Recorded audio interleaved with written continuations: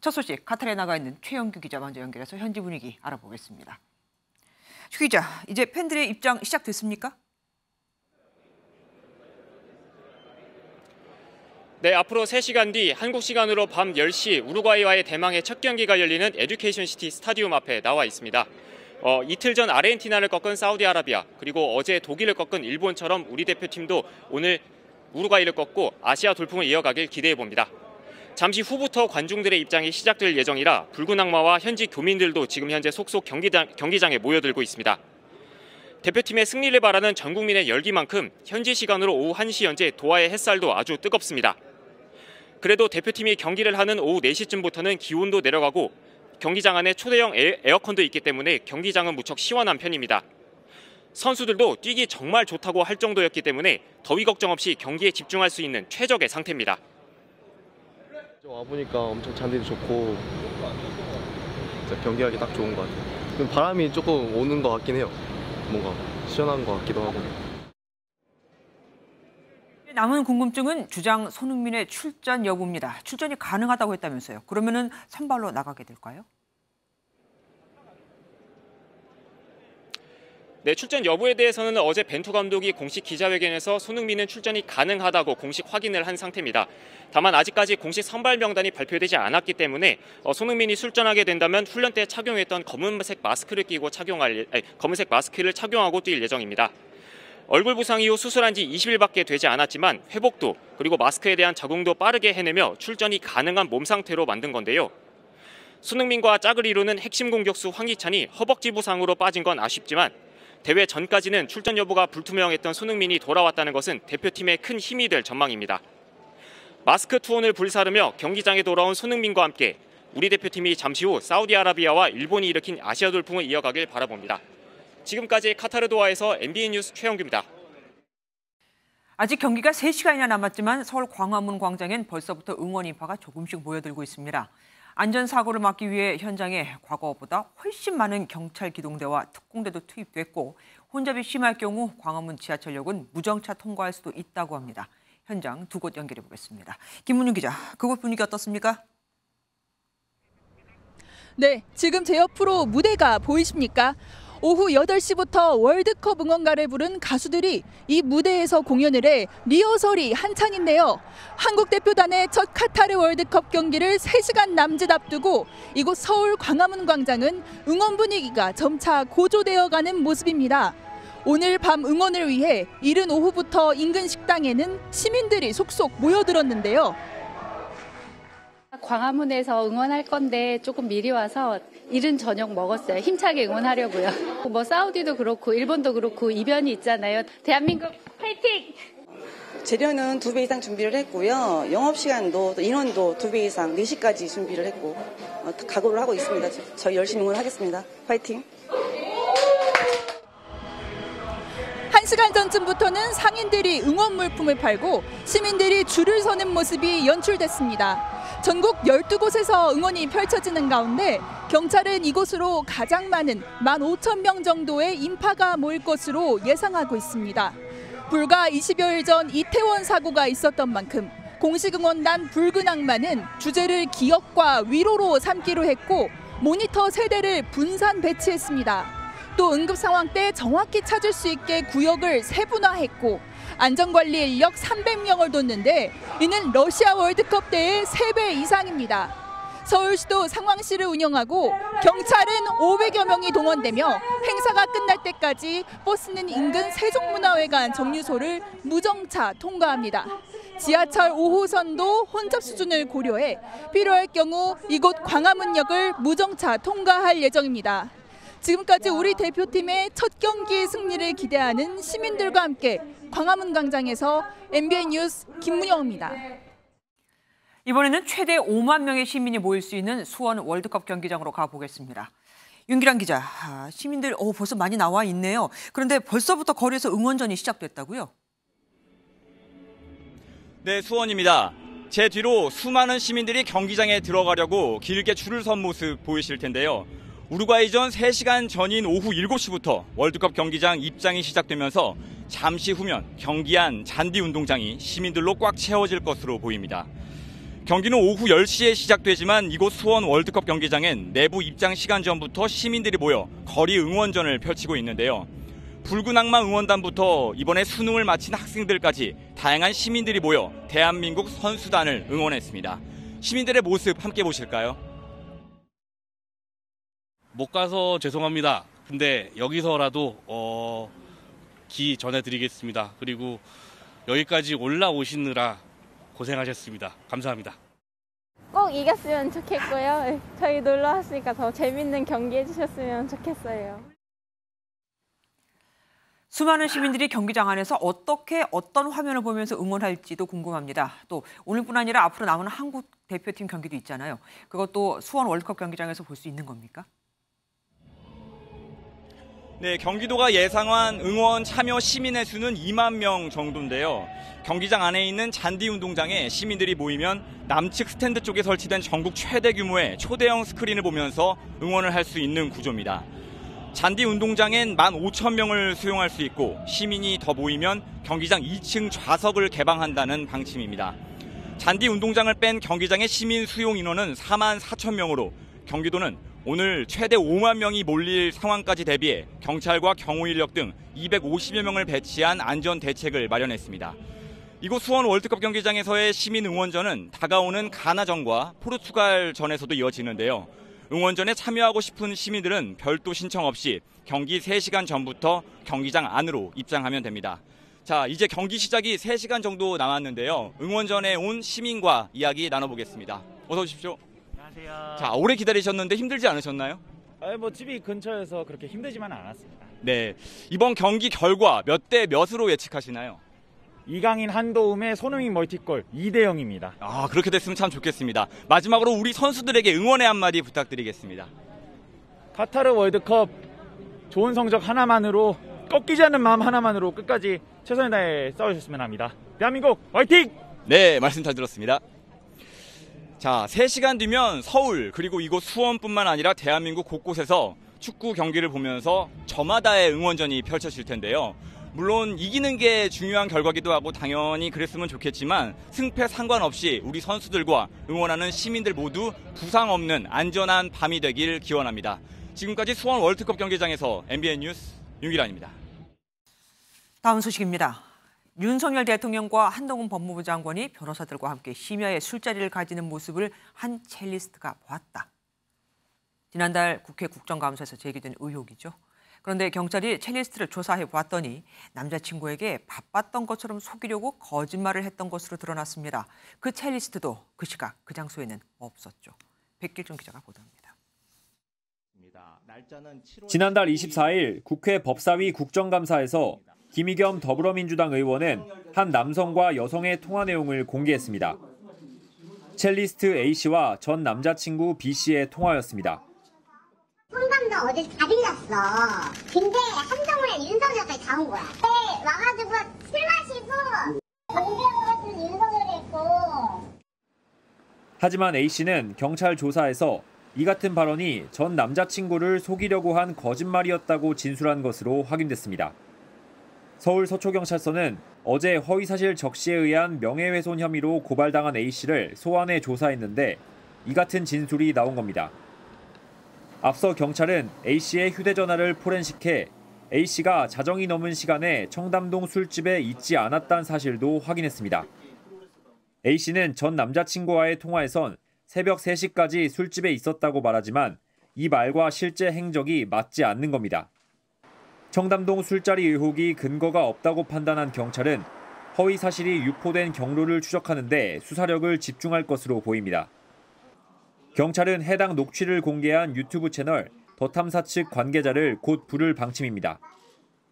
또 국회 상임위 의정활동 중에 녹취를 공개해 면책 특권이 있는 김 의원에 대한 조사가 가능할지도 검토하고 있습니다. MBN 뉴스 백길종입니다.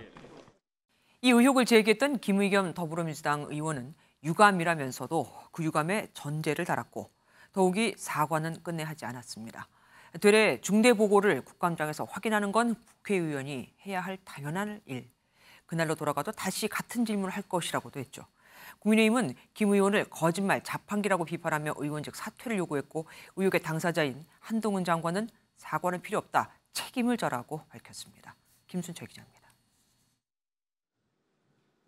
김의겸 의원은 윤석열 대통령 등 관련된 분들에게 심심한 유감을 표한다고 밝혔습니다. 그런데 조건이 달렸습니다. 술자리를 봤다고 한 당사자의 경찰 진술이 사실이라는 전제입니다. 다시 그날로 되돌아간다 해도 다시 같은 질문을 하지 않을 수 없다고도 언급했습니다. 국민들은 결국 했잖아요. 국민의힘에서는 사퇴까지도 해야 된다고 하는데 어떻게 입장 생각하세요? 표명하고 보세요. 국민의힘은 의원직 사퇴를 강력하게 촉구했습니다. 지도부까지 집단 가세하여 제2의 국정농단까지 운운했습니다. 가히 더불어민주당 간판을 내려야 할 거짓말 자판기 김의겸 대변인과 더불어 거짓당입니다. 한동훈 법무부 장관은 이재명 민주당 대표 등에게 공식 사과를 요구하는 한편 김 의원에 대해선 법적 책임을 확실히 묻겠다고 강조했습니다. 김의겸 의원은 사과하실 필요가 없습니다. 그분은 책임을 지셔야죠. 앞으로 그렇지 못하시게 제가 확실하게 법적 책임을 이번에 묻겠습니다. 민주당 내에서도 김의겸 의원이 대변인직을 수행하는 건 부적절하다는 지적이 나오면서 당 지도부의 고심도 깊어질 것으로 보입니다. MBN 뉴스 김순철입니다.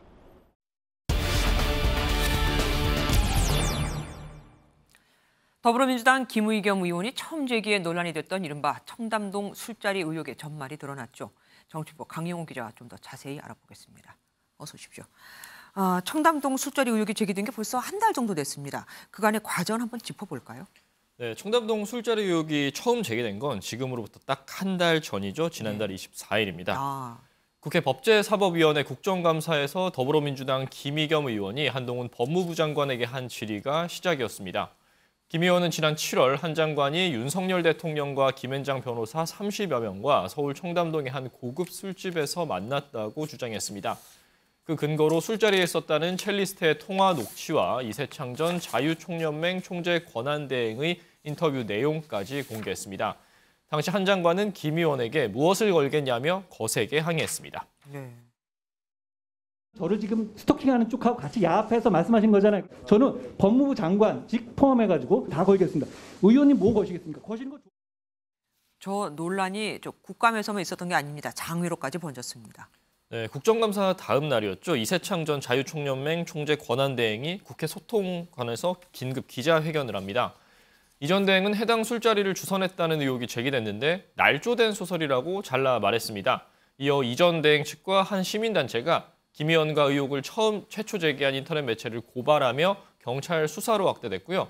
의혹의 제보자가 국민권익위원회에 공익신고자 보호 신청을 하기도 했습니다. 하지만 제보자는 권익위에 관련 증거 자료 제출은 하지 않은 것으로 전해졌습니다. 김의겸 의원, 사실 참 의혹은 좋은데 문제는 그간에 논란에 발언이 됐던 게 참 많다는 겁니다. 네, 지난 8일이었죠. 김 의원은 민주당 이재명 대표와 마리아 카스티오 페르난데스 주한 EU 대사의 비공개 면담을 브리핑하면서 면담 때는 없던 말을 전하기도 했습니다. 김 의원은 페르난데스 대사가 윤석열 정부의 대북 대화 채널이 없어 대응에 한계가 있는 것 같다는 내용의 발언을 했다고 설명했습니다. 대사 측은 우리 외교부에 발언이 왜곡됐다며 거세게 항의했습니다. 결국 김 의원은 사과했는데요. 지난 9월엔 한동훈 장관이 한 행사장에서 이재정 민주당 의원을 따라가 억지 악수를 했다는 주장을 했지만 사실 무근으로 판명났습니다. 지난달엔 한 장관의 6월 미국 출장이 이재명 대표의 대북 코인 의혹 수사를 위한 것이라고 주장하기도 했습니다. 다만 주장의 명확한 근거는 되지 못했습니다. 그때 한동훈 장관이 내부 고발하시는 거냐고 되물었던 기억이 납니다. 이쯤 되면 민주당 내부적으로도 김 의원의 발언에 대해서 비판이 나올 법도 합니다. 네, 김 의원은 당 대변인이기도 한 만큼 그만큼 발언의 단어 하나하나에도 그렇죠. 무게가 실릴 수밖에 없는데요. 민주당의 한 중진 의원은 당 내부적으로 비판 분위기가 있다고 전하며 의원으로서 신중할 필요가 있다고 견해를 밝혔습니다. 청담동 술자리 의혹은 박홍근 원내대표를 비롯한 당 최고위원들까지 지원 사격을 했었는데요. 결국 당 지도부까지 망신을 당하게 됐다는 평가가 나옵니다. 청담동 의혹을 처음 제기했던 인터넷 매체가 입장을 밝혔다고 하던데 뭐라고 했습니까?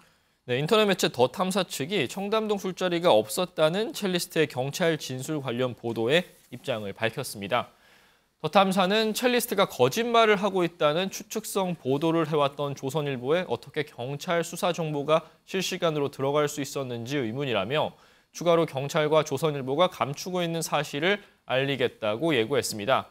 김 의원의 유감 표명으로 의혹이 사실상 종지부를 찍은 상황에서 더 탐사의 새로운 주장은 무엇일지는 지켜봐야겠습니다. 정말 바람잘날 없는 것이 바로 이 정치권입니다. 지금까지 정치부 강영호 기자와 함께했습니다.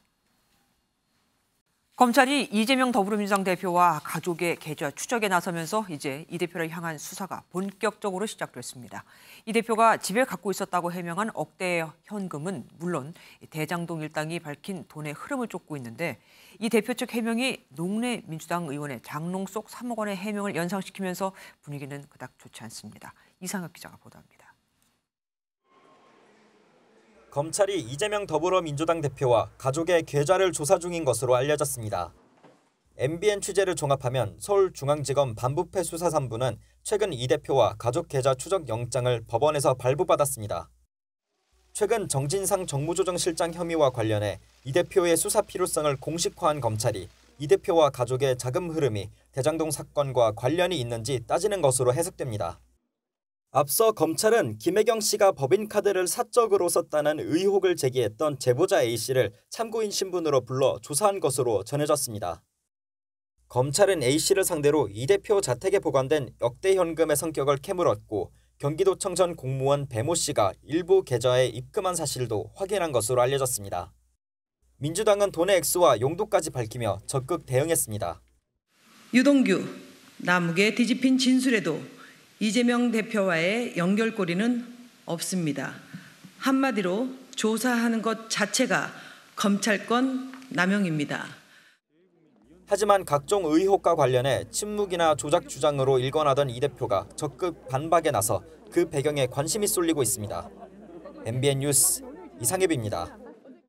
한편 법원은 뇌물 혐의 등으로 구속된 정진상 민주당 대표실 정무조정실장의 기존 구속영장 발부가 정당하다고 판단했습니다.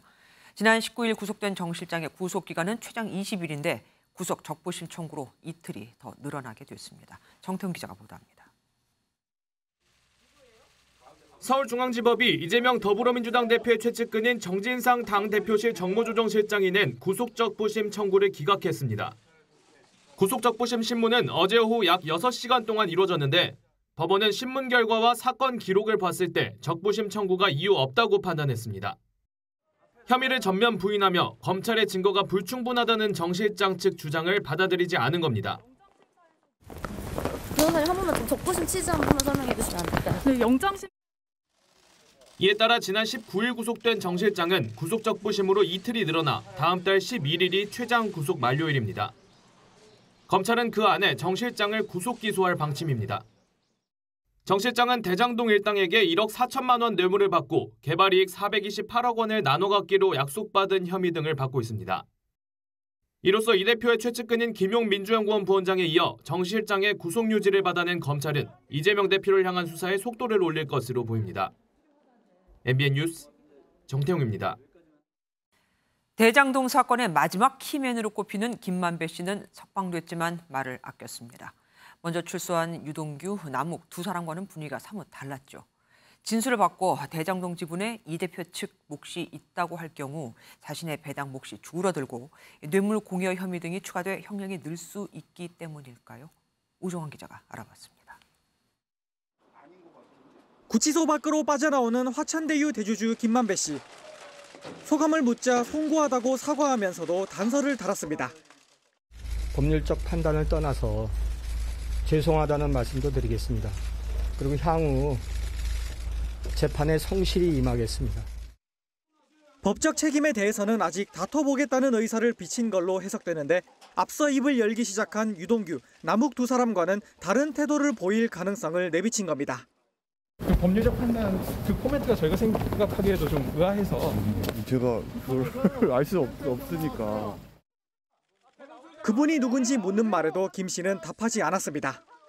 대장동 그분 누굽니까? 대장동 그분 누굽니까? 정영학 회계사 녹취록에 등장하는 천화동인 1호 그분을 언급한 김 씨의 진술은 대장동 사건과 이재명 더불어민주당 대표 측을 연결하는 열쇠로 꼽힙니다. 앞서 남욱 변호사가 그분이 이 대표 측이라고 들었다고 말했지만 법적 증거 능력을 갖추려면 당사자인 김 씨 진술이 필수적이기 때문입니다. 하지만 김 씨는 아직 천화동인 1호의 주인이 자신이라는 입장을 바꾸지 않은 상황. 그분은 없어요. 그분은 제 건데 왜 천화동인 와는 제 거라고. 석방 뒤 처음으로 법정에 나서는 김 씨가 내일 대장동 재판에서 어떤 태도를 보일지에 관심이 쏠리고 있습니다. MBN 뉴스 우종환입니다.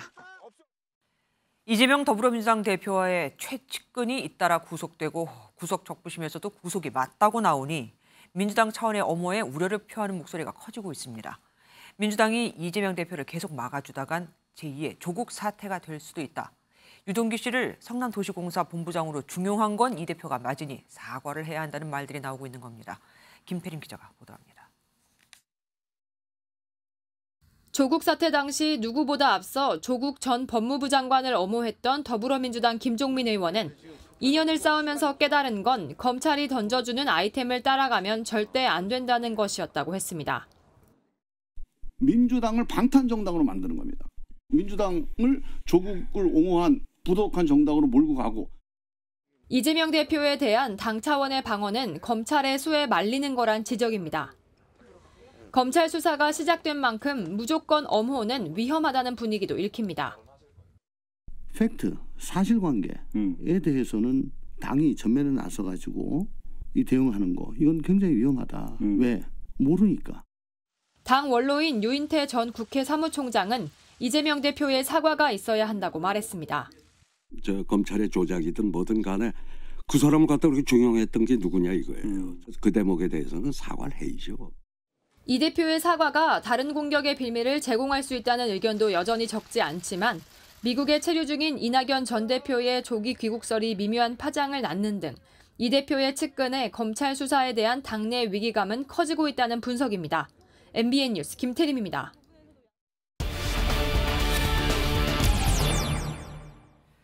검찰이 이재명 민주당 대표의 계좌 내역을 들여다보기 시작하면서 드디어 검찰의 칼끝이 이 대표를 향했다는 분석이 나오고 있습니다. 법조팀 길기범 기자와 더 얘기 나눠보겠습니다. 길 기자, 이 대표 수사 진짜로 시작됐습니다. 네, 검찰은 이 대표와 가족들의 계좌 추정영장을 법원에서 발부받아 자금 흐름을 살펴보는 것으로 알려졌습니다. 계좌 추정영장은 참고인 신분이어도 청구가 되긴 하지만 피의자들의 연관성이나 범죄 사실 관련성이 있어야 합니다.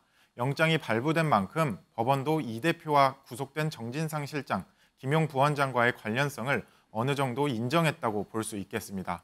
또 검찰은 이 대표 집안에 있던 현금이 불법 정치 자금이 아닌지 수사력을 집중하고 있습니다. 이재명 대표가 그 해당 자금에 대해서 해명을 했죠. 네, 맞습니다. 이 대표 측은 대선 경선을 위한 선거 기탁금 등의 처리를 위해 평소 보유하던 현금을 입금한 것이라고 해명했습니다. 또 자금 출처도 밝혔는데요. 본인 명의 통장에서 2억 원을 인출해 보유하고 있었고 모친상 조의금이었다고 설명했습니다. 그러면서 명예를 훼손하기 위한 검찰의 악의적 주장에 불과하다고 비판했습니다. 어쨌든 이 대표가 이렇게 해명을 하고 나선 거는 전과는 좀 달라진 거 아닙니까? 네, 맞습니다. 이 대표는 그동안 측근 수사에 묵묵부답하거나 검찰의 조작 수사라는 프레임을 짜며 반박해 왔었는데요. 이번에는 구체적 출처까지 밝히며 적극적인 해명에 나선 모습입니다. 이 대표를 향한 검찰 수사가 초기 단계이고 특히 자금 출처를 밝히지 않는다면 검찰이 곧바로 강제 수사에 나설 수 있기 때문에 적극 해명에 나서는 것으로 분석되고 있습니다. 집에서 수억 원의 현금이 있었다는 것은 노웅래 의원과도 좀 비슷하지 않습니까? 해명도 뭐 조의금, 부의금 비슷하고요. 네. 정치인들은 원래 이렇게 집에 수억 원씩 돈을 두고 다니는 겁니까? 네, 검찰이 얼마 전 노웅래 민주당 의원 자택을 압수수색할 당시 현금 3억 원을 발견했다는 뉴스 이제 다 아실 텐데요. 당시 노 의원도 부의금 등으로 현금을 갖고 있었다고 이 대표와 비슷한 해명을 했습니다. 사실 집에 현금을 갖고 있을 수는 있지만 정치인들 사이에서 이렇게 비슷한 일이 연이어 벌어지면서 관심이 쏠리고 있는 건데요. 법조계에서는 꼬리표가 붙어있지 않기 때문에 현금 출처를 추적하는 건 매우 어려운 일로 꼽히고 있습니다. 그렇죠. 따라서 검찰은 일단 이 대표의 해명대로 해당 돈의 출처를 확인한 후에 이 대표 자택 압수수색 등에 나설 것으로 보입니다. 이 대표 자택에 있던 돈이 그게 전부인지 등을 확인할 전망인데 실제 대장동 일당으로부터 그 돈을 받은 것인지 확인하기에는 상당한 시간이 걸릴 것으로 보입니다. 여기서 더 시간이 걸릴 것이다. 이 대표의 최측근인 정진상 실장이 구속 적부심을 신청했다가 안 됐어요. 네, 맞습니다. 정 실장은 검찰이 유동규 전 본부장과 남욱 변호사의 진술에만 의존하고 있다며 구속 적부심을 신청했는데요. 하지만 재판부는 구속이 합당했다고 판단했습니다. 법원도 대장동 사업자들의 진술이 어느 정도 일치하는 만큼 신빙성이 있다고 판단한 것으로 보입니다. 만약 정 실장이 풀려났으면 검찰은 정 실장이 대장동 일당을 회유할 가능성까지 고려해야 했는데요. 네. 이번 판단으로 정 실장의 신병을 계속 확보하면서 대장동 일당의 진술을 들을 수 있고 또 물증 확보 시간도 벌 수 있어 검찰 수사에 오히려 탄력이 붙을 것이란 관측이 나오고 있습니다. 마지막으로 김만배 씨가 석방됐는데 아직까지는 별다른 입장이 없죠. 네, 맞습니다. 김 씨는 재판에서 성실히 밝히겠다. 단 이런 말만 하고 아직 아무런 발언을 하지 않았습니다. 이 때문에 석방 이후 김 씨에게 질문하려는 취재진과 한밤중에 추격전을 벌이기도 했는데요. 이처럼 김 씨가 주목받는 건 김 씨의 입이 이번 수사에서 가장 큰 변수가 될 것이란 전망이 나오기 때문입니다. 수사를 살펴보면 유 전 본부장은 돈을 어떻게 마련했고 얼마를 건넸다고 이렇게 진술하고 있습니다. 남 변호사도 돈 전달 과정 등을 진술하긴 하지만 주로 김만배 씨로부터 들었다. 이런 내용이 대부분입니다. 네네. 따라서 이 중간에 있는 김만배 씨가 입을 열면 중간 퍼즐이 맞춰질 수 있기 때문에 김 씨의 입에 관심이 쏠리는 이유입니다.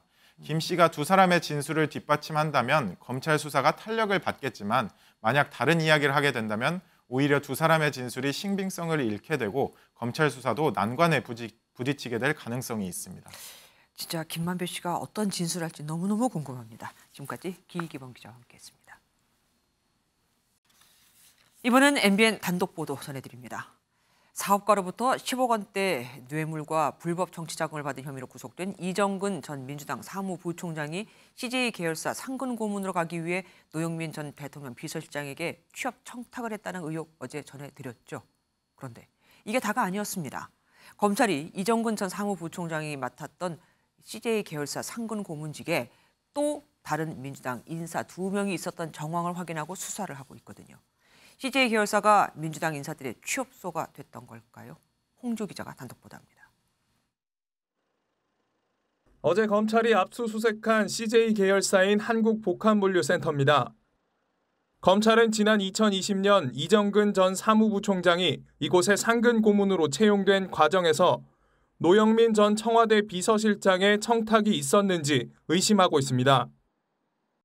그런데 MBN 취재 결과 이 전 사무부총장 외에 또 다른 민주당 인사 2명 역시 각각 상근 고문을 맡은 것으로 확인됐습니다. 여기에는 더불어민주당 국회의원 비서관 출신으로 전 행정안전부 장관 정책보좌관인 A씨도 포함됐습니다. MBN은 A씨에게 상근 고문직을 맡게 된 경위와 청탁 여부 등에 대해 수차례 물었지만 답변을 듣지 못했습니다. 상근 고문은 국토교통부에서 내정한 퇴직 관료들이 주로 맡는 자리인데 1억 원 정도의 연봉을 받는 것으로 알려졌습니다. CJ 대한통운 측은 국토부의 추천을 받아 임명하고 있다고 밝혔고 국토부 관계자는 해당 인사들의 취업 과정에 대해서는 아는 바가 없다고 선을 그었습니다. 다만 이정근 전 사무부총장과 나머지 2명도 전문성이 없는 인사인 것으로 알려져 검찰은 채용 과정에서 정치권의 입김이 작용했는지 의심하고 있습니다. MBN 뉴스 홍지호입니다. 이태원 참사를 수사 중인 특수본이 헬로윈 축제를 예측해 대비하자고 했던 문건을 삭제한 의혹과 관련해 박성민 전 서울청 정보부장을 피의자 신분으로 소환해 조사했습니다. 경찰 고위직인 박 전 부장에 대한 조사가 끝나는 대로 김광호 서울경찰청장 등 윗선 수사가 본격 시작될 것으로 보입니다. 이규현 기자가 보도합니다. 이태원 참사 발생 후 사전에 작성된 인파 위험 경고 보고서를 삭제 지시한 혐의를 받는 박성민 전 서울경찰청 정보부장. 입건된 직후 피의자 신분으로 특별수사본부에 출석했습니다. 박 전 부장은 경찰서장급인 총경보다 한 계급 높은 경무관으로 입건된 경찰 가운데 최고위직입니다. 단체 대화방에서 당시 이제 삭제 지시를 하신 거는 맞은 건가요? 조사에 성실하게 임하겠습니다. 용산소방서 지휘팀장과 전 용산서 112 상황실장도 피의자 신분으로 출석해 각각 골든타임 협의와 동선 허위 보고 의혹 등에 대한 조사를 받았습니다. 참사 당일 현장에 늦게 도착해 늑장 대응을 한 혐의를 받는 이임재 전 용산경찰서장도 재차 소환됐습니다. 사실대로 성실하게 조사에 임하겠습니다. 류미진 전 서울경찰청 인사교육과장과 최성범 용산소방서장 등 다른 주요 피의자들도 내일부터 잇따라 2차 조사를 받습니다. 이태원 참사 관련 피의자들이 줄 소환되고 있는 가운데 특수부는 곧 김광호 서울경찰청장을 불러 정보문건 삭제 의혹 등에 대한 수사를 이어갈 방침입니다. MBN 뉴스 이규현입니다. 여야가 우여곡절 끝에 이태원 참사 국정조사 계획서를 국회 본회의에서 통과시켰습니다. 조사 대상에 대검찰청에 포함된 것을 두고 차라리 법무부를 포함시키자며 합의가 깨질 위기까지 갔었거든요. 합의는 유지됐지만 국민의힘 일부 친윤계 의원들은 표결에서 반대표를 던졌습니다. 왜 수사를 하는 검찰을 포함시키냐 이겁니다. 노태현 기자입니다. 이태원 참사 국정조사 계획서가 국회 본회의를 통과했습니다. 찬성 220인, 반대 13인, 기권 21인으로서 용산 이태원 참사 진상규명과 재발 방지를 위한 국정조사 계획서 승인의 건은 가결되었음을 선포합니다. 오늘부터 45일간 조사가 진행되는데 국회 문턱을 넘기까지 과정은 순탄치 않았습니다.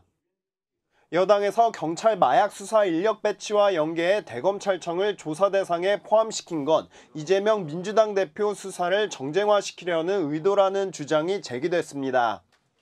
오전 특위 회의가 파행하는 등 합의 무산 위기까지 갔지만 여당이 오후 의원총회를 열어 대검을 수사 대상에 넣되 마약 관련으로 한정하는 것으로 의견을 모아 합의는 유지됐습니다. 방탕용 지금 국정조사로 이르지 않을까 하는 그러한 우려의 목소리가 많습니다. 대검에서 진행하고 있는 이런 수사에 미치는 영향 이런 것을 딱 감안해서 굉장히 최소한대로 이루어지는 대통령실의 용산 이전에 따른 이제 경호 경비 인력에 대한 부분도 굉장히 많이 나왔고요. 그다음에 마약 범죄를 단속한다는 것도 구체적으로 나온 부분이 있어서 하지만 여당 내 반대 목소리는 적지 않았습니다. 김기현, 장제원, 윤한홍 등 친윤계를 포함한 12명의 의원이 본회의에서 반대표를 던져 대통령실의 의중이 반영됐다는 해석도 나옵니다.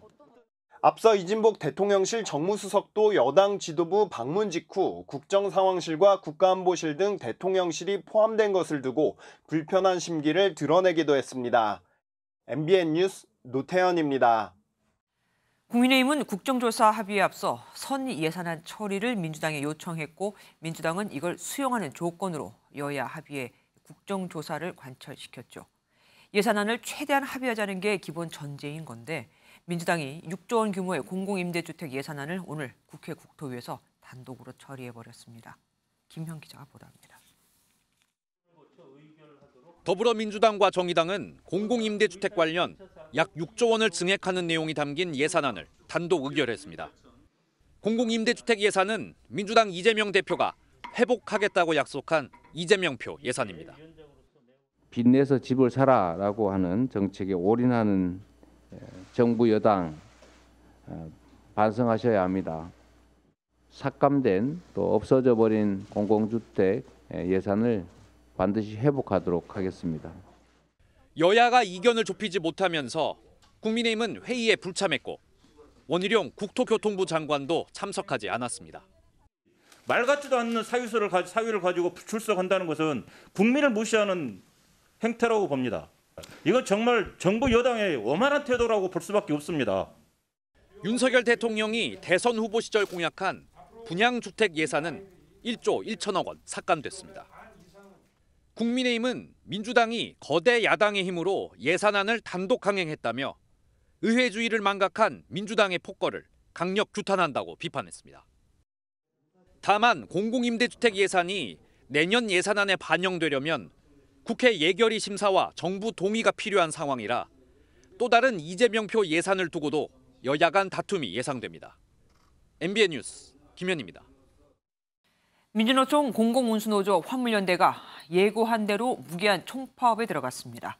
정부는 화물 운송을 강제할 수 있는 업무 개시 명령 카드까지 꺼내들면서 지난 6월 파업 때보다 더 강경한 방침을 내놨죠.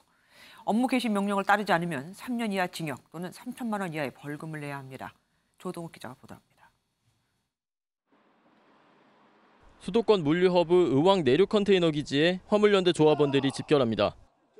빨간 머리띠를 두르고 안전운임제 확대가 적힌 플랜카드를 들고 구호를 외칩니다. 안전운임 확대하라. 정부가 제안한 안전운임제 3년 연장안을 거부한 화물연대가 경남 마산항을 비롯한 전국 16개 지역에서 출정식을 가지고 전면적인 총파업을 시작했습니다. 더 이상 죽음과 고통을 연료 삼아 화물차를 움직일 수 없습니다. 안전운임제만이 화물 노동자를 보호할 수 있는 유일한 법제도입니다. 화물연대 파업이 본격화됨에 따라 정부는 엄정 대응 방침을 거듭 밝혔습니다. 특히 정부는 한 번도 발동하지 않았던 업무 개시 명령을 언급하며 지난 6월 파업보다 더욱 강경한 대응 기조를 천명했습니다. 운송 거부와 운송 방해가 계속된다면 국토교통부는 국민이 부여한 의무이자 권한인 운송 개시 명령을 국무회의에 상정할 것임을. 이처럼 강대강 대치가 이어지면서 지난 15일 1차 교섭 이후 추가 협상은 당분간 기대하기 힘든 상황입니다. 철도노조와 서울교통공사 노조도 준법투쟁에 돌입한 가운데 무궁화호와 새마을호 등 열차 10여 대가 지연운행됐습니다. MBN 뉴스 조동욱입니다. 이렇게 화물연대 파업이 시작되며 물류기지나 항만으로 오가는 화물차는 확 줄었습니다. 이왕 내륙 컨테이너 기지 나가 있는 취재기자 연결해 보겠습니다. 강승 기자, 뒤로 화물차가 보이는데 움직이진 않는 것 같네요. 네, 제 뒤로 보이시는 것처럼 화물차가 길게 줄이어 서 있는데요. 평소라면 도로를 달려대는 차량이지만 오늘만큼은 제자리에 가만히 멈춰 서 있습니다. 파업에 참여한 차들로 앞에는 안전운임제 확대를 요구하는 현수막이 걸려 있습니다. 화물연대는 오후 브리핑에서 국토부와 협상을 시작조차 못했다며 공식적인 요청이 오면 협상에 나서겠다고 밝혔습니다.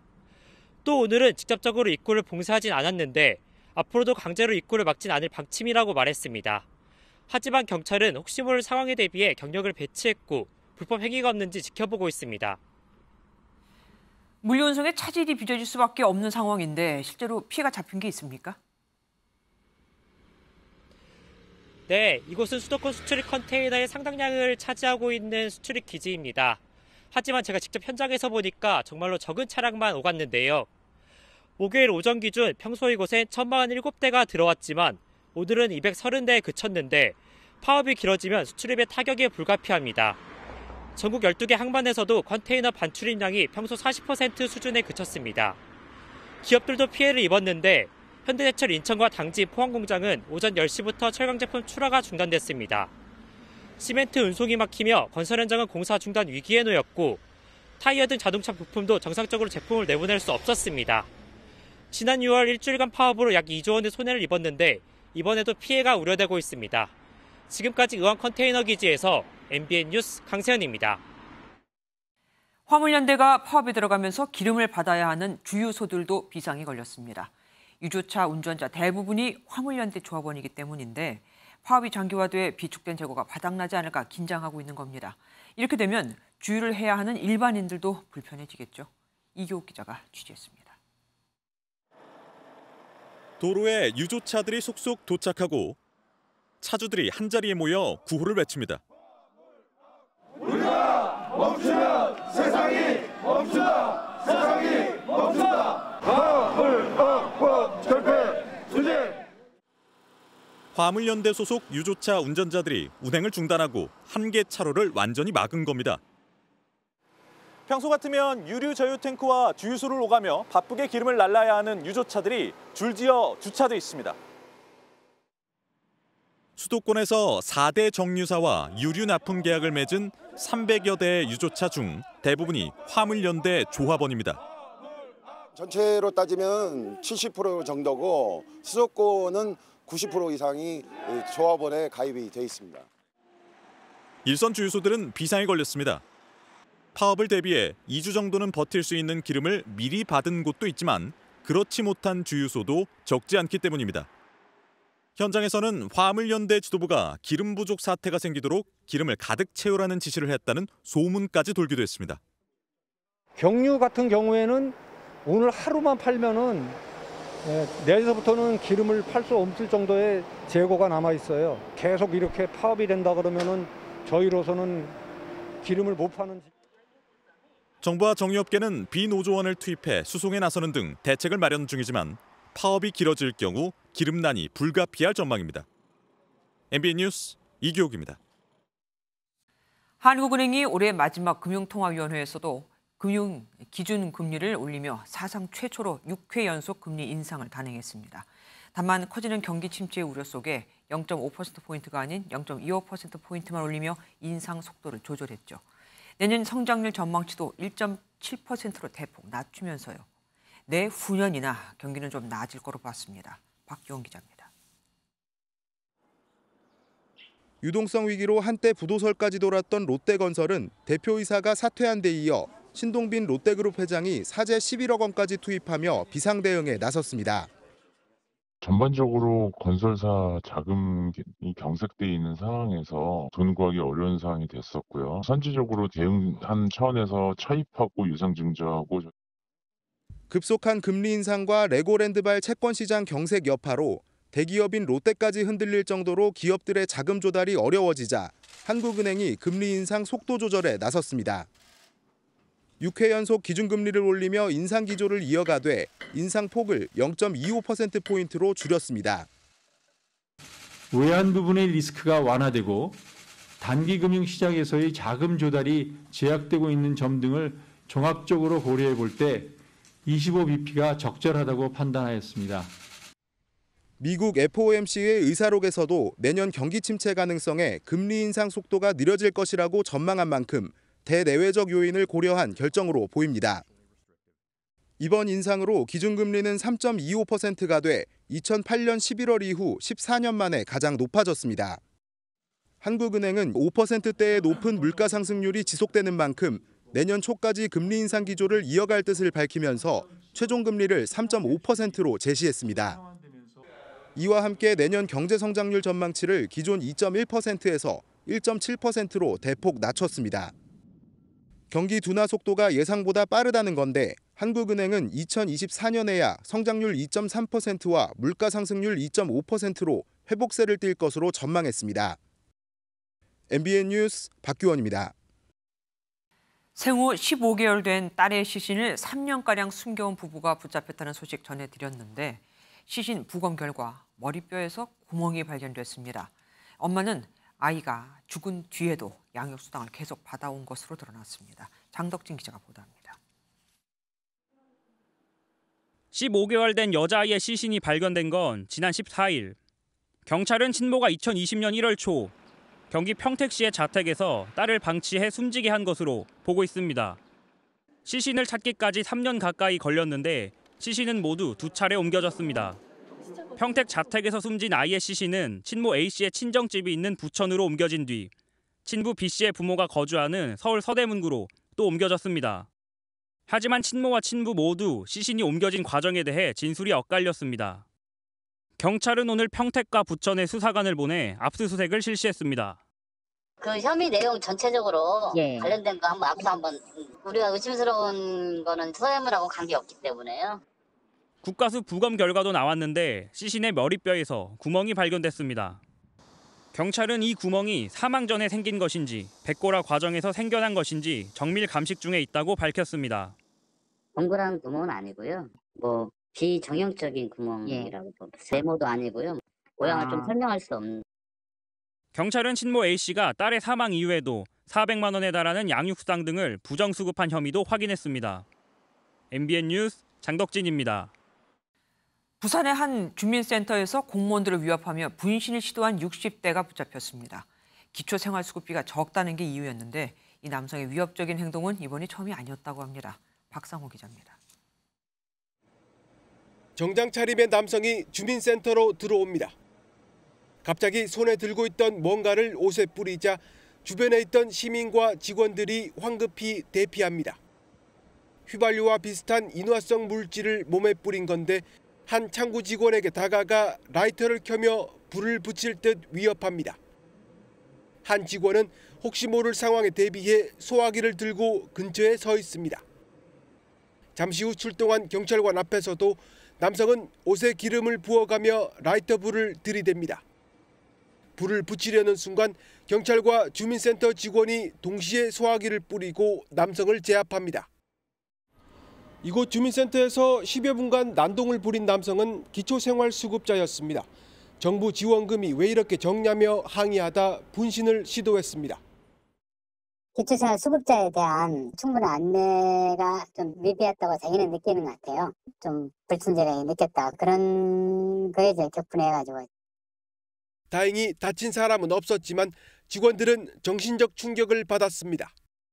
그전에도 뭐 전화라든지 수차례 심한 욕도 하고 아주 과격하고 직원들한테 많은 위협이 되었었습니다. 경찰은 현주 건조물 방화 예비 혐의 등으로 60대 남성에 대해 구속영장을 신청했습니다. MBN 뉴스 박상호입니다. 개인은 물론 국가들 사이에서도 상대국에 대해선 말의 품격이 지켜져야 합니다. 하지만 예외가 있죠. 북한이 이틀 만에 또 김여정 노동당 부부장 담화를 통해 윤석열 대통령의 실명을 거론한 막말을 퍼부었습니다. 김여정은 국민들이 왜 보고만 있는지 모를 일이라면서 남남 분열도 책동했습니다. 신동규 기자입니다. 김여정 북한 노동당 중앙위원회 부부장이 조악한 단어를 동원해가며 막말을 쏟아냈습니다. 김여정은 지난 22일 우리 외교부가 발표한 대북 독자 제재 추진 계획을 거론하면서 미국이 던져주는 뼈다귀나 갉아먹는 남조선 주제에 무엇을 어떻게 제재하겠다는 것인지 별꼴까지 다 본다고 밝혔습니다. 김여정은 윤석열 대통령의 실명까지 들면서 비난했습니다. 윤석열 대통령을 천치 바보라고 하는가 하면 국민들이 왜 그대로 보고만 있는지 모를 일이라면서 남남 분열을 조장했습니다. 문재인 전 대통령에 대해선 직함을 생략하고 문재인이 앉아 해먹을 땐 적어도 서울이 우리의 관역은 아니었다고도 했습니다. 전현직 대통령을 실명 거론하고 특히 그 비교까지 하고 있다는 점에 봤을 때 우리 사회의 진보 보수 나누는 거 이런 남남 갈등을 이용하려는 그런 전략적 의도가 담긴 것으로 분석합니다. 외교안보 주무부처인 외교부와 통일부, 국방부는 일제히 김여정의 막말을 비판했습니다. 한반도 긴장 고조의 책임이 북한 측에 있다는 것은 자명한 사실입니다. 김여정의 그 막말 담화 내용에 대해서 과연 동의하는 사람이 얼마나 되겠느냐? 아무도 없을 거다. 초보적인 예의도 갖추지 못한 것에 대해 매우 개탄스럽게 생각합니다. 대통령실은 김 부부장의 담화와 관련해 별도의 입장을 내지 않았습니다. MBN 뉴스 신동규입니다. 법관들이 이때 일을 많이 하는 걸까요? 목요일엔 서초동에서 판결이 쏟아지는 경우가 많습니다. 오늘의 주목할 만한 판결 한번 살펴보겠습니다. 법원 취재는 박은치 기자와 함께합니다. 어서 오십시오. 여자가 된 아빠, 이게 무슨 말입니까? 네, 아빠였던 사람이 성전환 수술을 받고 가족관계 등록부에 여성으로 기재해달라고 한 사건입니다. 사회적으로 여성으로서 활동하고 있는 이 신청인은 10대 미성년 자녀를 두고 있었는데요. 현재 가족관계 등록부에 남성으로 등록돼 있어서 기재란에 자신의 성별을 여성으로 정정해달라는 성별 정정 허가 신청을 낸 겁니다. 법원이 뭐라고 했습니까? 네, 이제 그러면 2심은 신청인에게 미성년인 자녀가 있고 성별 정정이 미성년인 자녀의 복리를 해야 한다는 이유로 성별 정정을 허가하지 않았는데요. 지난 2011년에 비슷한 사건으로 정정을 불허했던 대법원이 판례를 뒤집어서 원심을 파기하고 사건을 돌려보냈습니다. 이 성별 정정이 개인의 권리로서 누구나 자기의 성별을 표현하고 드러내고 존중받을 수 있는 권리라고 볼 수 있습니다. 근데 그 부분을 대법원이 확실하게 짚어준 거는 의미가 너무 큽니다. 정확히 왜 판결이 바뀐 겁니까? 네, 말씀드렸듯이 기재된 성별을 바꾸는 게 미성년 자녀의 복리에 반한다는 이유로 성별 정정을 불허해 왔었는데요. 대법관 11명은 다수 의견으로 성전환자의 기본권 보호와 미성년 자녀의 보호 및 복리가 조화를 이뤄야 한다며 여태까지의 결정을 파기했습니다. 성전환자의 인간으로서의 존엄과 가치를 보호해야 하며 사회적 관계의 핵심인 개인의 가족 생활을 국가가 보호해야 한다는 겁니다. 또 성전환자가 가족관계 등록부상 성별을 바꾸더라도 미성년 자녀와 친자 관계가 달라지지도 않고 자녀의 권리를 크게 훼손한다고 볼 수도 없다고 했습니다. 그러면 앞으로 트랜스젠더들의 경우 자유롭게 가족관계 서류, 그 성별을 바꿀 수 있는 겁니까? 네, 방금 중요한 질문을 해주셨는데요. 대법원이 판례를 변경한 건 결혼한 상태가 아닌 사람에게 미성년 자녀가 있는 경우에 한정이 됩니다. 이번 청구인은 이혼한 성전환자였기 때문에 가능한 거고요. 청구인이 만약에 부부였다면 법원의 판단이 달라질 수도 있었을 겁니다. 미성년의 자녀가 있다는 것만으로 성전환자의 성별 정정을 불허할 수는 없다, 이 얘기입니다. 냉동육은 신선육이다. 이게 무슨 말입니까? 네, 마트에 꽁꽁 얼린 냉동육 보시면 저게 얼마나 된 건지 언제 도축된 건지 좀 불안할 때 많으시잖아요. 네. 대법원이 냉장으로 유통하던 닭고기 제품을 냉동한 뒤 유통기한 24개월 스티커를 붙여 납품한 가공업체에 대해 허위 표시라며 유죄를 선고했습니다. 한 닭고기 가공업체는 포장을 마친 냉장육을 냉동한 뒤에 원래 포장지에 있던 닭고기 유통기한 10일 표시 위에 유통기한 24개월 스티커를 덧붙였습니다. 그러니까 이 닭고기를 냉장육으로 볼 것이냐 냉동육으로 볼 것이냐 이 판단이 갈린 거죠. 네, 1심은 이런 혐의를 유죄로 인정했었는데 2심은 최종 생산 제품이 냉동육이니까 스티커의 제품명과 유통기한도 허위 표시가 아니라고 보고 무죄를 선고했습니다. 하지만 이번에 대법원은 신선육이라는 제품명 표시는 냉장육이니까 허위 표시로 볼 수는 없지만 이제 원래 냉장육인데 이걸 얼려서 냉동육으로 마치 24개월의 유통기한을 가진 것처럼 표시하면 허위 표시에 해당한다고 판단했습니다. 네, 알겠습니다. 마지막 판결 보겠습니다. 우리가 군대 훈련소에 가면은 왜 일요일마다 불교, 천주교, 기독교 등 종교 행사에 가야 하는데 여기에 가기 싫다고 헌법 소원을 냈다면서요. 이건 어떻게 됐습니까? 네, 지난 2019년 군 법무관으로 일하던 김 씨 등 5명이 육군 훈련소에서 종교 행사 참석을 강요하는 건 정교 분리 원칙에 위반된다며 헌법 소원을 제기했습니다. 김 씨가 논산 육군훈련소에 갔더니 개신교, 불교, 천주교, 원불교 등 4개 종교 행사 중 하나를 선택해서 참석하라고 요구를 받아 결국 행사에는 참석을 했습니다.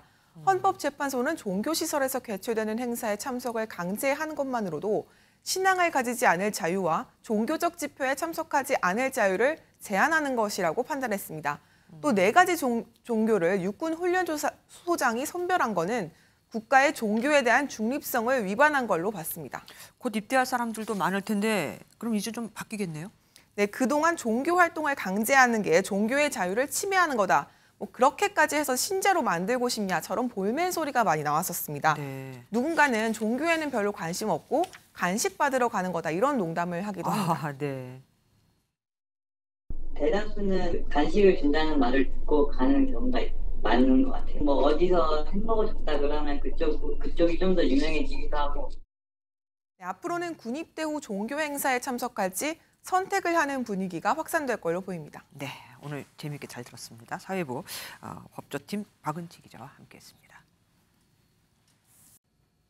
아침 공기가 차갑긴 해도 여전히 낮 동안 따스하죠. 내일도 이렇게 일교차가 크겠는데요. 특히 경북 김천은 영하권으로 출발하면서 아침과 낮의 기온차가 20도 이상 매우 크게 벌어지겠습니다. 이렇게 일교차가 크게 벌어지다 보니 어김없이 안개가 피어오르겠습니다. 내일 중부와 남부 내륙으로는 출근길 안개가 자욱하겠고요. 또 퇴근길 무렵이 되면 중부와 전북 지역에 5mm 안팎의 약한 비가 조금 지나겠습니다. 내일 전국이 맑다가 차차 흐려지겠습니다. 중서부 지역으로는 오전까지 공기질 좋지 못하겠고요.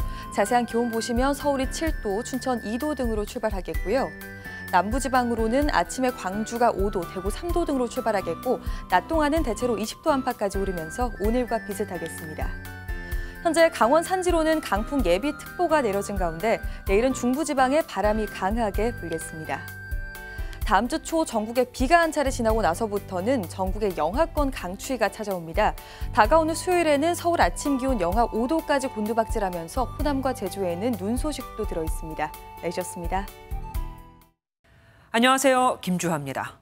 공정하고 신속한 MBN 뉴스, 유튜브를 통해서도 만나보실 수 있습니다. 특히 더 많은 뉴스와 라이브를 보고 싶으시다면 오른쪽을 눌러서 구독하시면 됩니다. 어렵지 않죠? 빠르고 정확한 뉴스로 계속 찾아뵙겠습니다. MBN 뉴스를 시청해주신 여러분 고맙습니다.